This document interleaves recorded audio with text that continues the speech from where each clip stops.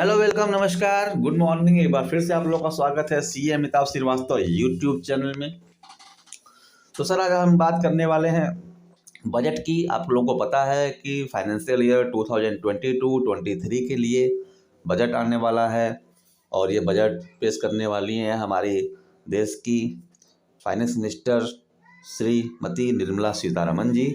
ये बजट पेश होगा 1 फरवरी 2022 को।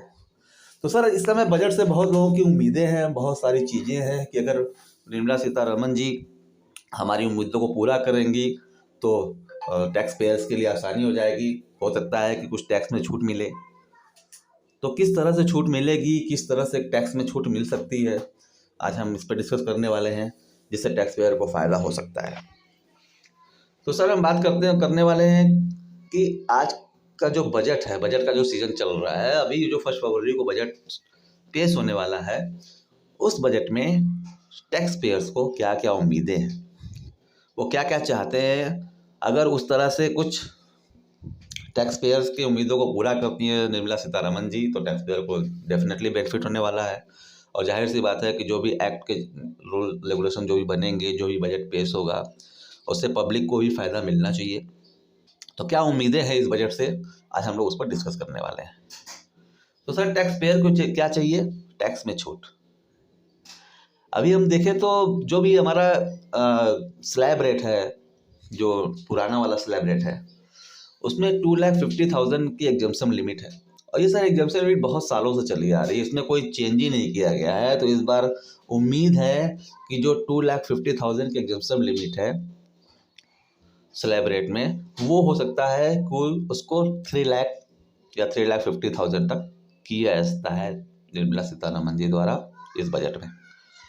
इससे क्या होगा कि जो भी छोटे मोटे टैक्स पेयर हैं, उनको अपने रिटर्न भरने में आसानी होगी, वो रिटर्न से बच सकते हैं। क्योंकि जाहिर सी बात है, अगर 5 लाख रुपए तक का आपने दिया हुआ है लिमिट की, 5 लाख रुपए तक का आपको रिबेट मिलता है, तो जाहिर सी बात है अगर किसी की इनकम 5,01,000, 5,02,000, 5,03,000 हो रही है, तो उसको पूरा काफ़ी ज़्यादा फिर टैक्स उसको भरना पड़ता है। तो इस चीज़ पे उनको ध्यान देना चाहिए निर्मला सीतारमन जी को कि इस चीज़ को कैसे दूर करें कि भाई जो हमारा 5,01,000, 5,02,000 रुपये टैक्स में जाना होगा। अगर मान लीजिए किसी का इनकम 5,15,000 भी आ रहा है, तो वो चाहेगा कि उसको 15,000 की इनकम को और कम करके 5 लाख के दायरे में ले आए, ताकि हमारा टैक्स जो है वो भरना ना पड़े और उस पर छूट मिल जाए, पूरा का पूरा रिबेट मिल जाए।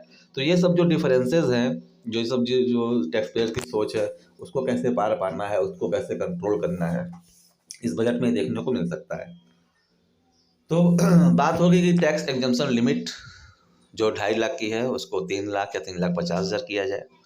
और ये जो डिफरेंसेस है 5 लाख वाले, कि 5 लाख तक आपको रिबेट मिलेगा, कोई टैक्स नहीं जमा करना है अगर आपकी इनकम 5 लाख या उससे नीचे है।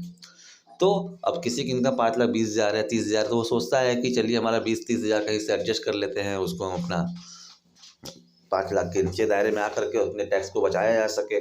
तो इस तरह की लोगों की मेंटेलिटी है, इससे कैसे पार पाना है, इसको निर्मला सीतारमन जी इस बार के बजट में हो सकता है कंट्रोल करें। दूसरी बात है सर कि जो 80C की जो एग्जम्पशन लिमिट है ना, वो 1,50,000, ये सर सालों से चली आ रही है। मतलब कई सालों से ये 80C की 1,50,000 की एग्जम्पशन लिमिट चली आ रही है, जबकि हमारा इन्फ्लेशन रेट इतना हाई हो रहा है, चीज़ें बहुत तेज़ी से बदल रही हैं, महंगाई ज़्यादा है। इसी वजह से इन्वेस्टमेंट्स कम आ रहे हैं सरकार के पास, LIC में, FD में। अगर इस लिमिट को इस बार बढ़ाने की उम्मीद है, हो सकता है ये लिमिट 1.5 लाख से बढ़ा करके 2 लाख या 2,50,000 करने की उम्मीद है 80C की, जो कई सालों से बदली नहीं है। इस बार हो सकता है उसमें बदलाव देखने को मिले। अब बहुत महत्वपूर्ण चीज़ इस बार आने वाली है सर, की जो STT है, सिक्योरिटी ट्रांजेक्शन टैक्स, इसको रिमूव करने की बात हो रही है। हो सकता है कि सारे सिक्योरिटीज़ पे ये रिमूव ना हो सकता है ये म्यूचुअल फंड पे रिमूव हो जाए।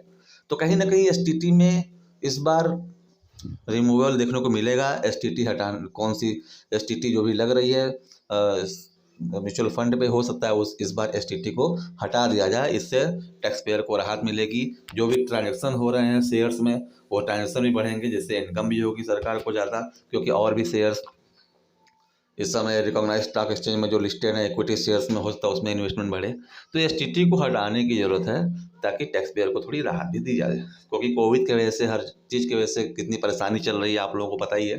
तो हो सकता है कि इस पे हमारी फाइनेंस मिनिस्टर कुछ करें, और जिससे सरकार को बहुत कम रिवेन्यू आ रही है, लेकिन वो लगता है कि भारी भरकम टैक्स है, लेकिन रिवेन्यू सरकार को उससे कम आ रही है, वो है sir long term capital gain. इसको हटाने की उम्मीद है इस बार। हो सकता है कि लॉन्ग टर्म कैपिटल गेन का जो टैक्स है उसको एग्जम्प्ट कर दिया जाए, उसको छूट दे दिया जाए, जिससे इन्वेस्टमेंट भी होगा लोगों का शेयर्स में, और वो उसको लंबे समय तक होल्ड भी कर पाएंगे, पैसा भी सरकार के पास रह सकता है। तो काफ़ी सारी इसमें बदलाव करने की ज़रूरत है। हो सकता है इस बार long term capital gain tax में बदलाव हो जाए। उसके बाद सर उम्मीद है कि जो इंश्योरेंस का सेक्टर है टीडी में, उसमें भी कुछ लिमिट बढ़ाने की उम्मीद है, ताकि इंश्योरेंस सेक्टर को भी फ़ायदा मिले, लोगों की इन्वेस्टमेंट बढ़ने की में रुचि बढ़े, उसमें भी हो सकता है फ़ायदा मिले। हाउसिंग लोन का जो इंटरेस्ट है अभी जो 2 लाख रुपए है 24B में, तो 2 लाख की जो लिमिट है, शिल्पा कोपाइट की हम बात कर रहे हैं, उस पर जो इंटरेस्ट की लिमिट है वो 2 लाख रुपए, हो सकता है उस लिमिट को बढ़ा दें, क्योंकि इस समय लोग हाउसिंग में, रियल्टी सेक्टर में ज़्यादा इंटरेस्ट ले रहे हैं, तो इससे इन्वेस्टमेंट भी उसमें आएगा, लोगों को फ़ायदा, टैक्स पेयर्स को फ़ायदा भी मिलेगा इंटरेस्ट का। तो हो सकता है ये लिमिट बढ़ा के 2 लाख की लिमिट बढ़ा के 3 लाख कर दी जाए, जो कि इस बार उम्मीद है। स्टैंडर्ड डिडक्शन जो सैलरी पर्सन के लिए है वो है 50,000। तो हो सकता है स्टैंडर्ड डिडक्शन को इस बार 50,000 से बढ़ाकर 70,000 या 75,000, 70,000 या 75,000 करने की उम्मीद है। तो ये सारी उम्मीदें हैं सर, देखते हैं बजट में क्या होता है। तो चलिए 1 फरवरी का वेट करते हैं। Thank you so much.